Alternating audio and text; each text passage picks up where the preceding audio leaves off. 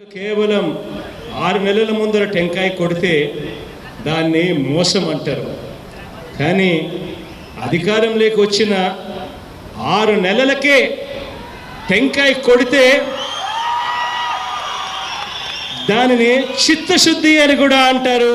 కడప జిల్లాలో 2019 డిసెంబర్లో ఉక్కు ఫ్యాక్టరీ శంకుస్థాపన సభలో సీఎం జగన్ చేసిన వ్యాఖ్యలివి. ఇన్ని సూక్తులు చెప్పిన ఆయనకు విశాఖపట్నం లైట్ మెట్రో రైలు ప్రాజెక్టు ఎన్నికలకు ముందే గుర్తుకొచ్చింది. 4.5 ఏళ్లు దీన్ని మర్చిపోయారు. శుక్రవారం జరిగిన మంత్రివర్గ సమావేశంలో దీని డీపీఆర్ను ఆమోదించారు. దీన్ని బట్టే సీఎంకు ఈ ప్రాజెక్టుపై ఎంత చిత్తశుద్ధి ఉందో స్పష్టమవుతోంది. మొదట్లోనే ఈ పనులు ఆరంభిస్తే ఈ పాటికి మొదటి దశ అయినా పూర్తయ్యేది. ఇప్పుడు డీపీఆర్ని ఆమోదించడమంటే ప్రజలకు అరచేతిలో స్వర్గం చూపించడమే. ప్రభుత్వ ప్రైవేటు భాగస్వామ్యం కింద మెట్రో రైలు ప్రాజెక్టుకు 14,309 కోట్లు అవుతుంది. ఇందులో రాష్ట్ర ప్రభుత్వం వాటా 20% కింద 2,862 కోట్లు వెచ్చించాలి. రాష్ట్రంలో అధ్వానంగా ఉన్న రహదారుల గుంతలు పూడ్చేందుకు తట్ట మట్టి వేయలేని దుస్థితిలో ఉన్న జగన్ ప్రభుత్వం ఈ ప్రాజెక్టుకు నిధులు ఇస్తుందంటే నమ్మాలా? ఎన్నికలకు ముందు ఇటీవల ఉద్యోగాల నోటిఫికేషన్లు ఇచ్చినట్లే విశాఖలో లైట్ మెట్రో రైలు ప్రాజెక్టుకు ఇప్పుడు డీపీఆర్ ని ఆమోదించి మమా అనిపిస్తున్నారన్న విమర్శలు వ్యక్తమవుతున్నాయి.